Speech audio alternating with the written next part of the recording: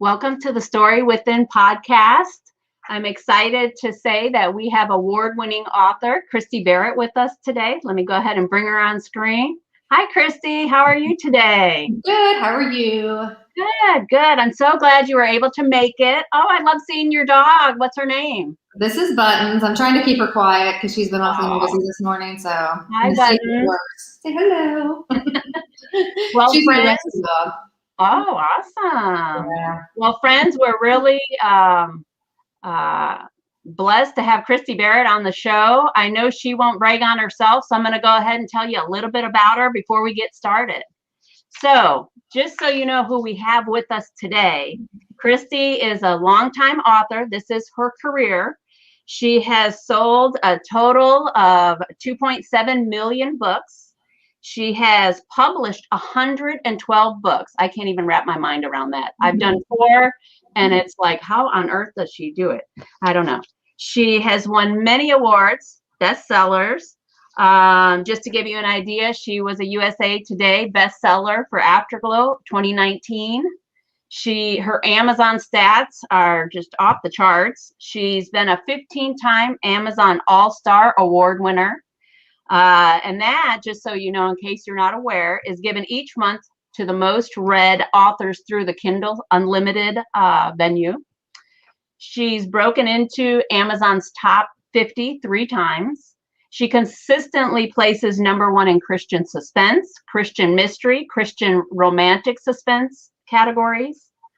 And currently, she has 2 novels optioned by Hollywood. The Worst Detective Ever series has been optioned by Hallmark Movies and Mysteries for an upcoming series. And then she has Hazardous Duty, has been optioned by ACI for a TV movie. So we're going to be looking forward to those when they come out, Christy. So I wanted you on the show. Well, let me back up because I wanted Christy on the show, one, because she is just amazing wealth of knowledge when it comes to writing and everything to do with writing. She's been doing this for what, 25 years, Christy, or longer now? I started seriously back in like 2000. So. Oh, okay. Awesome.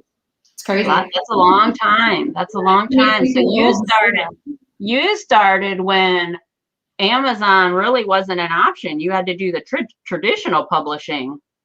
Yeah, it's changed so much even since I started writing. Like the whole publishing industry has. Okay, well, we're going to get into some of those questions about the traditional publishing and self-publishing and whatnot. But let's get started with just some simple questions that some viewers had asked. Have you always wanted to be an author? I think from the time I was like in 5th grade, I started writing like little stories, that were just really fun. And my teachers told me, that I had some talent there. Okay. And then, I loved reading, like especially Nancy Drew and Trixie Belden and all those like mystery books. I loved reading. Like I would much rather do that than play sports or anything else, pretty much. And then even in high school, I probably wrote 2 or 3 novels. So I knew I wanted to do it. Like those novels will never see the light of day because they weren't great, but it was a start. And so I wrote them, and then I went to college to get my degree in communications because I knew I couldn't just, get a degree and suddenly become a published author. It doesn't usually work like that. And so I got my degree in communications and worked at a publishing house for a few years. Ah, I didn't know that. Okay. Yes, I did. So, but I came back home. So I'm from Chesapeake, Virginia. So I ended up coming back. And then I was still working on books during that time. And I ended up getting a job like as a correspondent for the newspaper, and I did freelance work, and I was trying to do all of these things to hone my skills until I finally got that contract. Okay. How long did it take you to get your first contract? I can't say exactly because I have a terrible retention for numbers, but I believe I moved back to the area when I was about 23, and I think I got my first contract when I was like 27 or 28. Okay. So there's a lot of learning. I have like, a big long stack of like rejection letters from when I tried to get published and it didn't happen for me. So, but it was all worth it when that day finally came and I actually did get that contract. Was there ever a time, and this is a question that I'm asking, I guess, not from a viewer, but was there ever a time where you thought, this is never going to happen, I'm just going to quit? Oh yeah, definitely. Definitely. I mean, after you get the rejections, you take a few days just to like wallow in it and just, is this any good? Am I any good? Should I even do this? And then that fire just remains inside you. And so you just pick it right back up and you just keep trying. But I even remember after I had my first 2 books were traditionally published. And I was so excited about that, because they were in Barnes and Noble and catalogs and, everywhere. And I remember it was supposed to be a 3-book series. And then my publisher changed its mind and said, okay, we're not going to do the 3rd book in that series. Sorry. And I can get back to that later if you want, because that's actually like an interesting my life took an interesting turn. Wow. After that. It seemed like a bad thing, but it turned out to be a good thing. But I do remember after that, I was just like, man, what am I doing? I'd be better off if I went and I got a job in retail, because at least I would have a steady paycheck. And maybe I can get a good discount on some clothes or something. And so I just remember like I came to that pivotal point where I had to go, okay, is this really what I want to do? Because I had this chance and then, it didn't happen the way I thought it was going to, so do I want to keep going with this or just move on and take that as a sign? Right, right. Well, friends, I'll tell you, Christy is also my mentor. We became friends through church, and I didn't even know she was an author because, again, she's such a humble person. I had no idea. I think at that point she had written 70 books already, and I didn't even have a clue. I was in school or had just finished school, and the only thing I was reading was textbooks. I was not reading for pleasure. And just dealing with a lot of life circumstances, things being thrown my way. So I was not reading, but I had a burning desire to write. And I had just started Vision to Purpose. And I was telling her, I really want more speaking engagements. I really need to get out there and I have to challenge myself. And she said, well, I have an opportunity coming up that I can't do. You should speak at this church. And I thought, well, okay. So I scared to death. I rogered up to do it. I did it, and it was such a blessing. And turned out that during that time, speaking for a women's group at a church, I shared my testimony and was told afterwards, you need to write a book. And they said, if you don't want to write a book, you need to talk to Christy Barritt and maybe she'll write it for you. And I thought, that's a really great idea. And then I, because I knew how busy she was, because now we had a friendship and I knew how busy, you were, Christy. And I was like, I cannot ask her to do this. So I kind of sat for, I don't know, weeks, I guess it was. And Christy actually came up to me and said, hey, I heard you're supposed to write a book.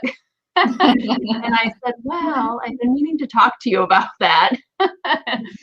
And so anyway, that from that point on, Christy kind of became my mentor when it came to writing books. The books I write are Christian-based Bible study and career-focused books, so a little bit different than what she does. But that's another reason I wanted her on the show, because just the conversations we had and how she made it sound so easy was such a relief. And it's helped me move forward in writing books. And I wanted to share her with everybody because she takes away some of that fear we have as authors. There's so many things out there. We want to share our stories, but then we're afraid because we don't want to be judged, or how are people going to perceive it? And, she kind of took all that away for me. And that's kind of why I said, so when did you, finally make it or get published or whatnot? Because it's not an overnight thing. And although Amazon makes it easy, and some of these other self-publishing platforms make it easy, there's still a process. And Christy's going to walk us through some of that stuff today. But I just wanted to share that becoming an author is you're not going to become an overnight success. Some people do, I guess. There's those small instances out there of that happening, but it's a process, and you have to do the work, and the work doesn't stop with the writing. And so thank you, Christy, for helping me learn that, and being prepared for the rejections and the comments that come and those kinds of things. So moving on. Oh, looks like we have 2 comments in the audience. So we have Melanie. Hey, Melanie. She's saying hello to us. And then a question for Christy. How do you deal with criticism for your writing? I no longer read my reviews, honestly, because I kind of got to the point sometimes where I was like, they would just make me angry, or I'd want to explain myself, or I'd be like, why didn't they get it? Yeah. I just had to come to the point where I realized that people who usually leave those reviews like that are not my target audience. Like every once in a while, like you cast a wide net and you hope to pull in readers, but every once in a while you pull in some readers that you didn't really intend to pull in. Right. Really write what they want, and and so honestly, I have an assistant, and I just have her read my reviews. And so if there's like anything that stands out, like she can tell me, or if people are consistently saying something, please tell me. But I really just try to protect my heart and my creativity, and the way I learned to do that was just by trying to protect myself from those reviews, because I do have like a tender, sensitive heart sometimes, even though I've been doing this for a very long time. So I just kind of learned like that's the best way I can deal with it. Criticism isn't fun. Some people definitely handle it better, and some people can definitely brush it off. But I will like kind of stew on it for a little bit, and I don't want to do that. So right. I remember we had talked about that in some of our conversations, because I too am very sensitive. And that was one of the fears of publishing a book, is I know how sensitive I am. And if people reject me or say my writing is terrible, was that going to force me to quit in my mind? Was I going to just give up? And so I'm glad you prepared me for that. And I've had some of those. Yeah. So I'm glad. Thank you, Melanie, for asking that question. That was a really good one. All right, let's see what we have. Did you always want to write mystery and suspense? Yes, I did. That's always what I like to read. And so I feel like every good book has a little bit of mystery, a little bit of romance in it. Like even books that aren't labeled mystery or romance have some elements of that in it. And I think that's what makes the stories compelling. So since it's what I like to read, it just makes sense that that's what I'm going to write. And I did one time just try to write like a romance with no mystery, and like I just can't do it. Like I need that suspense. That's what excites me. Okay. Well, that brings another question that I didn't share with you prior to the show, but different genres.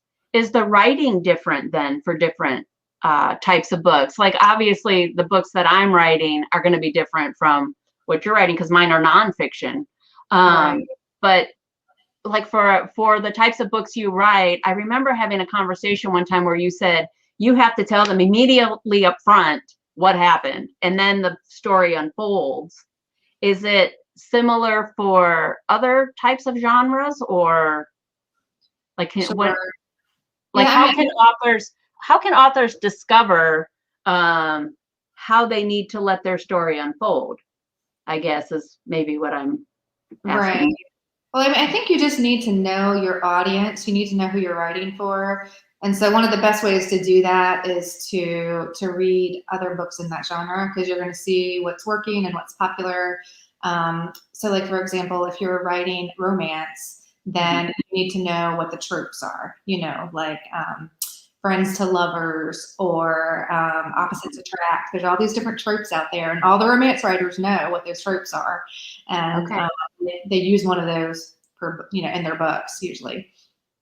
So you definitely need to know your audience. You need to know what you're writing and who you're writing for.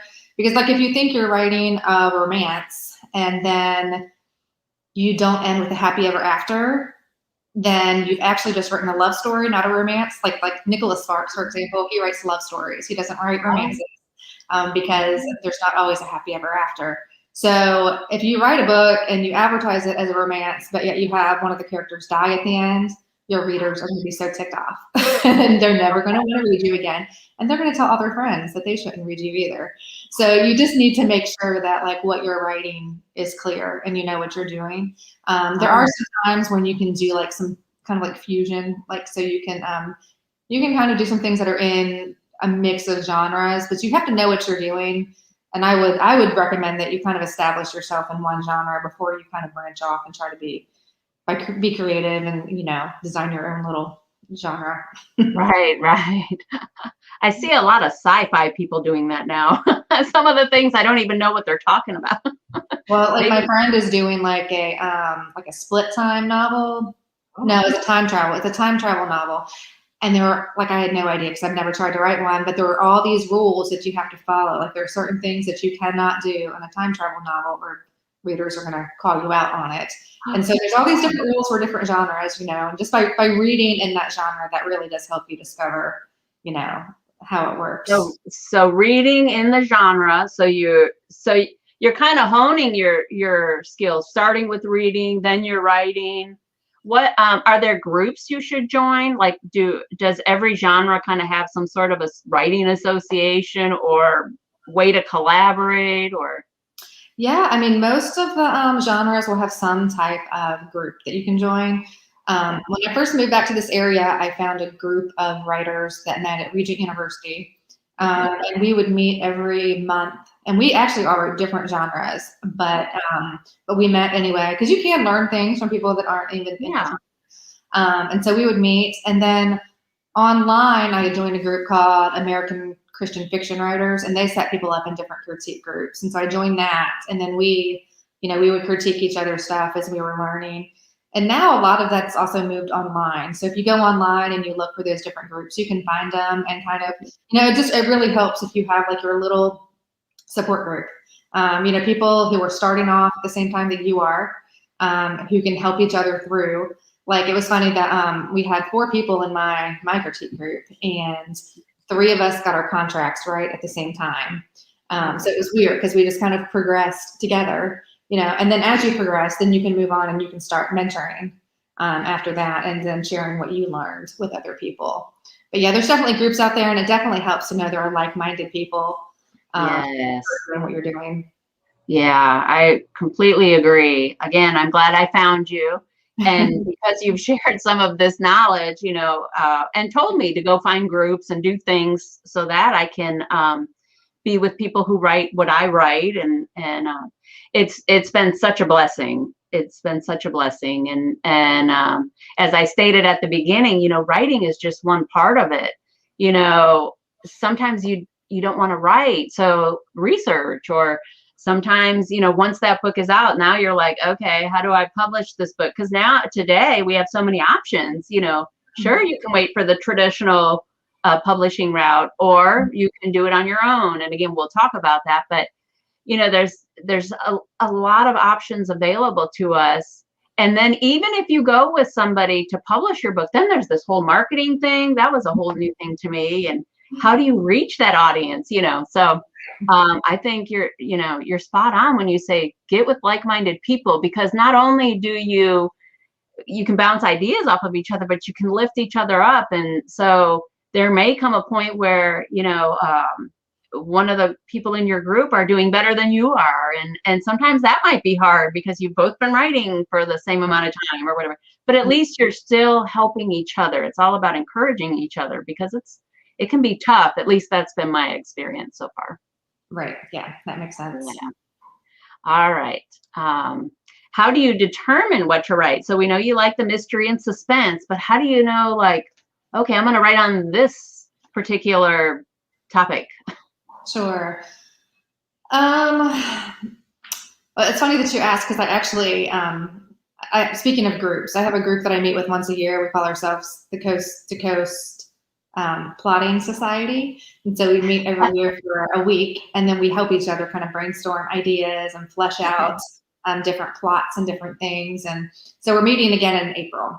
And so I just sent them a screenshot of a piece of paper where I had written like 20 ideas that I have, because people always think that, oh, you've written over 100 books, so you're going to run out of ideas, but they have no idea. Like my brain, it's like a percolator. I mean, there's just like, I just have more ideas than I can possibly write about.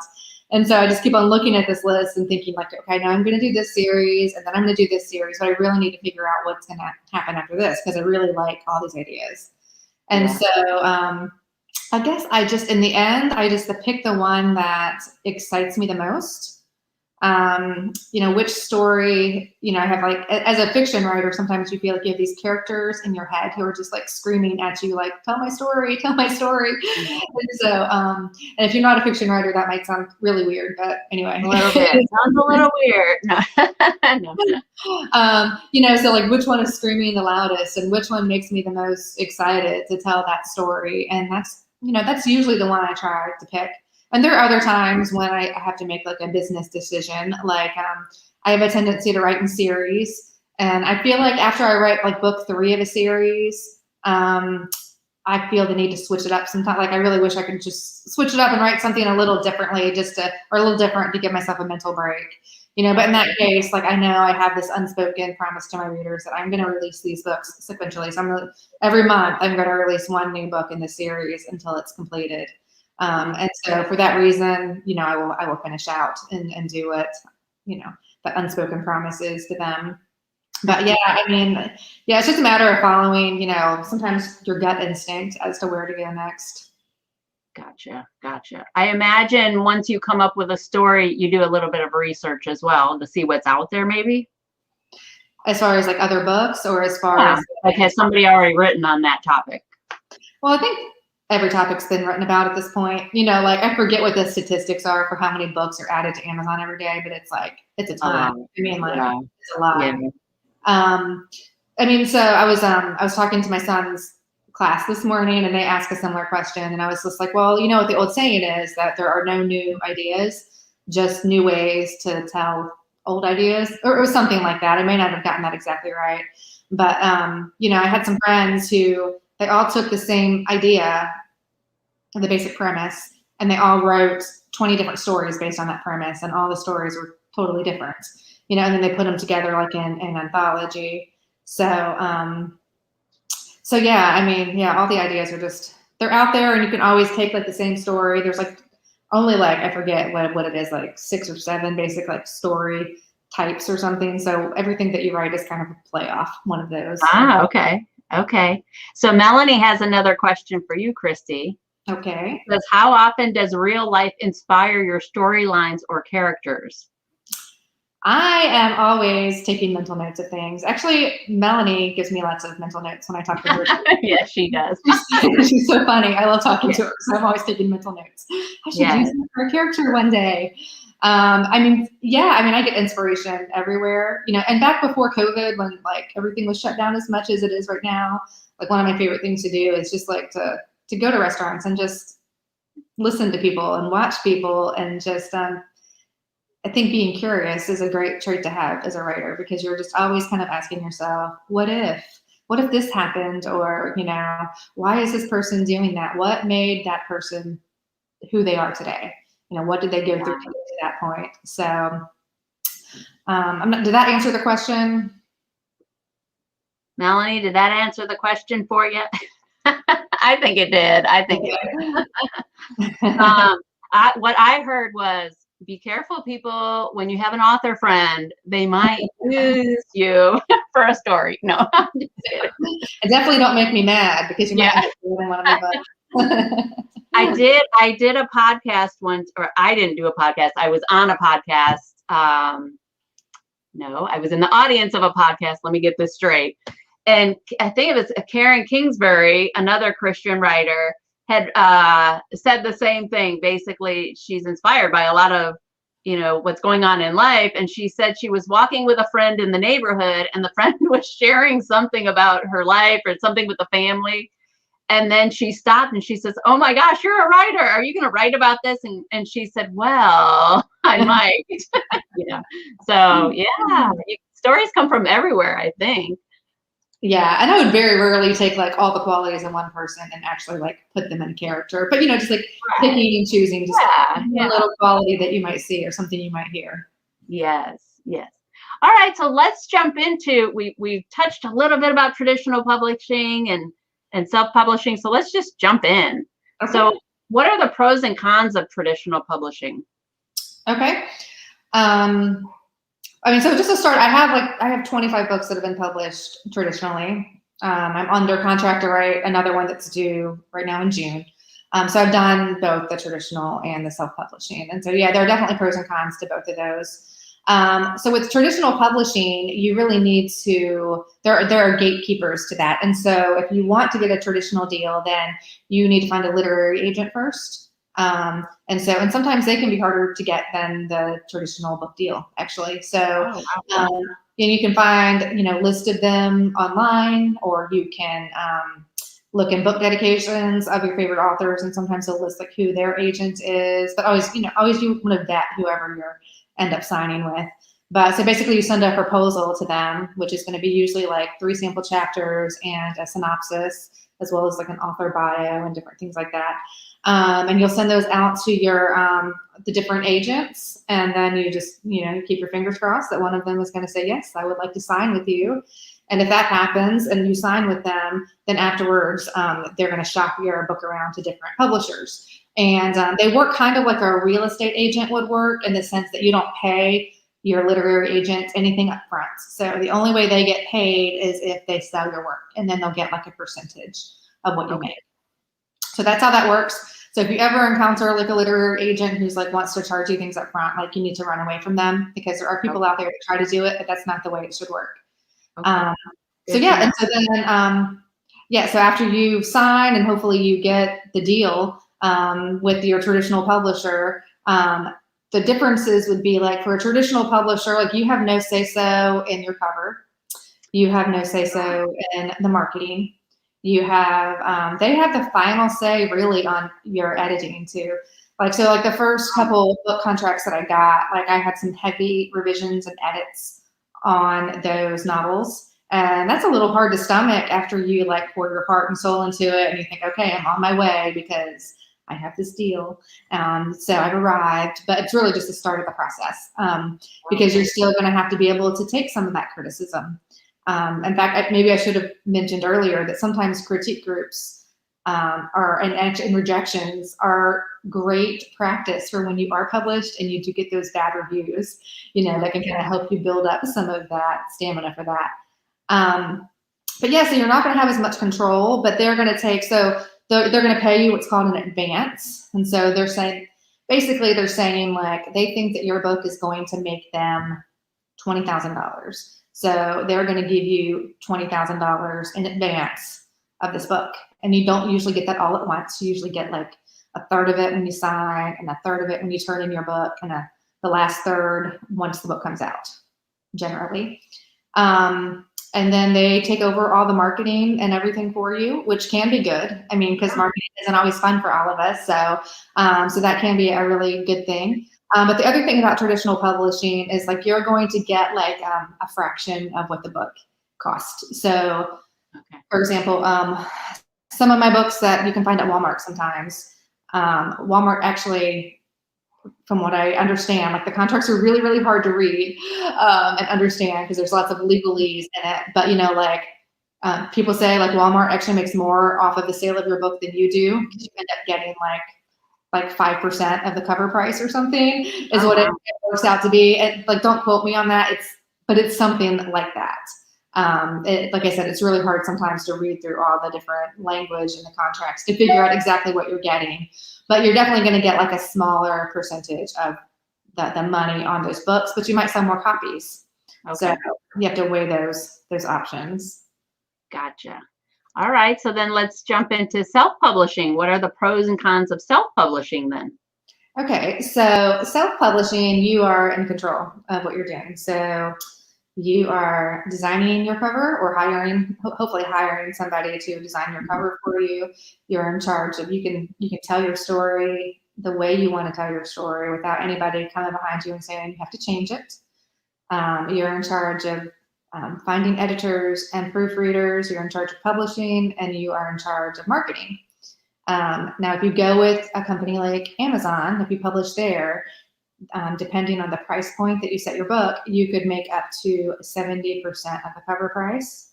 If you price your book between $2.99 and $9.99, you get 70%. Other times you only get 35% of the cover price. But so it's really fun to kind of be your own boss if you're that kind of person. You know, if you're the kind of person who can take charge and you don't mind like being a bit of an entrepreneur when it comes to things like that, it's a great option. So you do make more money, but there's a good chance you're not going to sell as many copies of a self-published book because you don't have that big marketing machine behind you.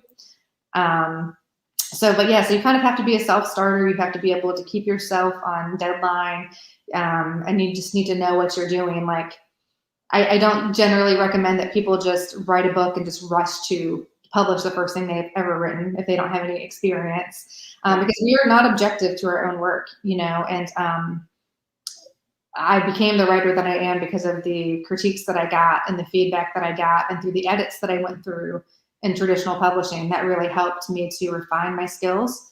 So there can be pitfalls when people rush in and they publish too early and they don't have a quality book that's been edited, or they don't really know how to tell the story, and then they end up getting bad reviews and no sales, and then they can get discouraged and not want to publish anything else. So you do have to be careful. One of the things that I remember you telling me with self-publishing, that yes, you're in control. And at one point you said, when you come out with another book, give the other book away for free. And I'm like, what? Free? And because being a new author, you're like, well, but I worked so hard. What do you mean I have to give it away for free? And I'll be honest, it wasn't until this year that I realized how impactful that really is. Mm-hmm. When you have another book coming out or is already out, by giving away the first one, say in a series, free, you're just building the audience, and that's more people that may buy your book. And my first book, the Broken to Beautiful book, which is my testimony, I've sold more books now because I gave it away for free this year than I did the first year I actually published it. So I'm so glad that I just trusted you and said, okay, she obviously knows what she's doing. I may not understand it at this point, but I'm going to go ahead and give it a shot. And I can't tell you thank you enough, because that really was the case. So when Blessed and Transformed came out, I actually sold more of the Broken to Beautiful than I have with Blessed and Transformed. It's getting there, but it was just kind of funny how that really works. And now I'm starting to build my newsletter list and for that side of my writing. And so that was an interesting lesson to learn, because it doesn't seem logical at the beginning, or to price your books low, like 99 cents or $1.99. But I remember, and correct me if I'm wrong, if I get this wrong, but I remember you saying more people will buy your book at 99 cents or $1.99 when you're a new author and they don't know you. They'll take that chance on you. Mm-hmm. And you can sell, at that price point, say 10,000 books by, if you're selling it for $9.99 and you get 1,000 people, if you're doing the math, it kind of reminds me of compound interest. I know it's totally not related, but it does. It's like, well, if you just keep putting a little in at a time. So that was another bit of advice. As you get more books out too, it just makes more sense. It's a great way for people to discover you. I have one book, Hazardous Duty, that is called perma-free, is what it's called in the writing world, which means it's always free. But it's the first book in a 16-book series. So if people can read that one for free and like it, I believe in the business world, it might be called a loss leader, maybe, or something. So that's definitely a strategy, and if you're on Amazon and if you're exclusive with them, they'll also give you like 5 free days every quarter, I believe, every 3 months, where you can set your book for free as a promotion. Right. It's only for 5 days. So you don't have to do it permanently if you don't want to. Right. You do it for 5 days. But yeah, there's lots of strategies out there for sure. But kind of hooking readers with that first book in hopes that they read more is definitely one of those strategies. Yes. I'm learning, because again, we're different genres. So I do the nonfiction side, and I'm learning on the nonfiction side for my career books to do short books to hook a person so that they want to buy your services, because I do the resume writing, the career services stuff. Mhm. So to do a shorter, 40 or 50 page book that's free, that is part of again, a way to promote your services, to demonstrate you're that expert, so they'll want to call you. And so those are some of the things I'm working on. And I discovered that if you use platforms like the Draft to Digital or some of the others, that Amazon, now I haven't tried this, so you'll have to try this, people, if this is your route, but they said that if you price your book at $0 on one of those other platforms, that Amazon will actually match it. But go ahead. But again, I haven't tried that, and I don't recall if they said you actually have to reach out to Amazon's customer service or something to make it happen, but I've heard that there's stuff like that you can do. Is that true? Yeah, so that's how I made my one book perma-free, is that you put it on the other platforms and you make it free there, like on Draft to Digital, and then Amazon will see that, and then they'll price match and make your book free. And every once in a while they won't actually notice, and so you just have to send them an email and let them know, and then they'll just make it free. Okay. I hadn't tried it yet because I'm working on, like I said, the books for the business side. And that was the approach I was going to take, but I have not tried it. So I'm glad to hear that you've actually done that, and that's how that book is perma-free. So that's cool to know. Yeah. All right. You alluded to writing a book a month. How long does it actually take you to write a book? Because I think this is going to blow people's mind when they hear this. So this is I almost feel guilty when I tell people, because I don't expect like other people to like, do what I'm doing. I've been doing this for a long time, and I always like to describe it before I tell you what I do. I always kind of like to describe it as like building a table. And the first time you build a table, it's going to take a long time and it's not going to look great. But the more you work at it and the more you work on building tables, the better you're going to get and the faster you're going to be able to do it. And it's very much the same way with writing a book. So because I've been doing this for like 20 some years now, I do have a little bit of experience under my belt for it. So every week I write about 20,000 words. This week I'm at 25,000 for this week already, and I haven't written any today yet. So I'm going to go over that goal for this week. But one of the ways I do that is that I've begun to dictate my books. And so I may have even started doing this since we've talked last. I don't even know if I've told you everything about it. I think you told me about an app on your phone or something. Yes. Okay, but you didn't go into all the details. Yeah. So I use one called Dictate, and there are different ones that you can use. But so basically, I speak into the phone and it transcribes everything right as I'm saying it.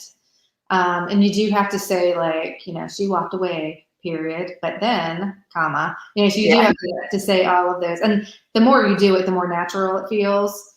In fact, sometimes I find myself leaving voicemails for people, and I'll be like, "Hey, mom!" ! Oh, wait, no, this isn't now.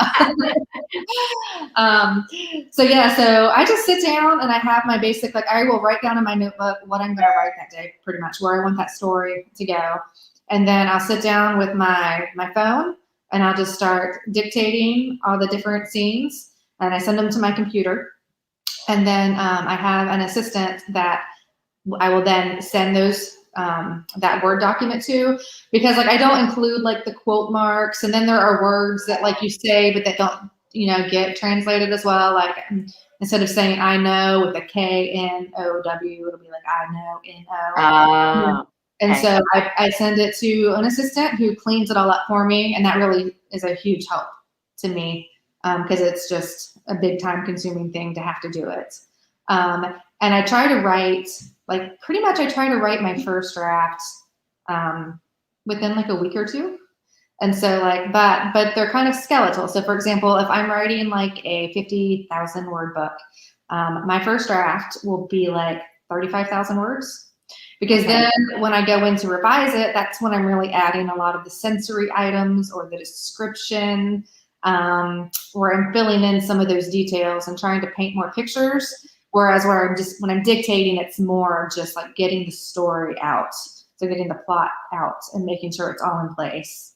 And so, yeah, like I said, I can usually dictate that first draft within like a week and a half or 2 weeks if the story. Wow. And so it's important, because if I find myself struggling with a story, oftentimes that means there's something wrong with that story. And so I need to go back and I need to make it more exciting, and I need to figure out what's wrong with it. Because if I'm not excited about the next scenes, readers aren't going to be either. So I have to kind of go back and see, where I went wrong. But yeah, so after I do that, it takes me a week or two to revise it. Because I just go through and there's this weirdly satisfying thing. I turn on track changes on my computer just so I can see all the changes that I make, just so I can see them and see progress. Yeah. It's just like a little mental trick that I do. But so anyway, yeah, so then I go back and I revise it. And then after I revise it, I read it again on my Kindle. You can send the document to your Kindle. And so I read it on a different platform. And that just kind of helps me see different things. And I try to read it through all at once, so you can really kind of tell like inconsistencies or areas where I'm getting bored with my own writing. That's never good. So, and then after I do that, I still have a group of beta readers that I send it to, and they give me their feedback, because I want to know, like, they'll see things that I don't see, because I'm not objective to what I'm writing. And then after that, it goes to edits and it goes to proof. And so somewhere in that process, it's like, just depending on how things go, it's like 4 to 5 weeks maybe. Oh, wow. Gosh, that's incredible. That is just incredible. Now, how long did your first book take? I mean, my first book, well, I mean, not including like the high school ones, Right. Everything, but like my first ones, I mean, honestly, it was at least a year. It took a long time to refine the process and to really understand the story and to see what I was doing wrong. And sometimes too, you get to the point where you keep revising your book, but you're not really making it better. You're just kind of making it different, Right, and so you kind of have to be careful not to like get into that trap of just like, I'm going to just keep changing it. And it's almost like a nervous habit, like, because you're too afraid to send it out, because maybe there's one more thing you could catch, but that's why I use my beta readers too, because like I said, I can't catch everything. And so it just really helps me to have that feedback. And it helps me to have it from trusted people. So that's really important too. Like, just don't anybody, but since I've been doing this, I think I've built up a team of people that I can really trust the feedback that they give me. And that's what so you open the door to this. So you have beta readers, you said, and are they also your advanced reader group then, or do you have 2 groups, or?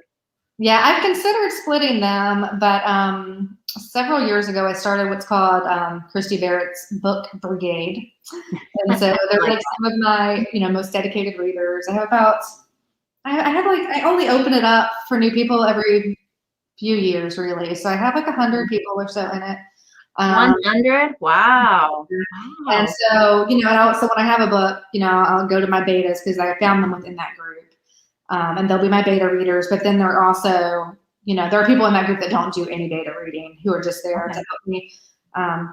I'll send them the free copies, and they'll share news about the new book with their friends. Yeah, they've been a great support. I bounce ideas off of them. Hey, which of these covers do you like better? Or, hey, if you had to pick any book that I was going to write next, which one would it be? So I'll just get their feedback as readers, and it's really valuable. Awesome. Do you have a formal application process for that? I do.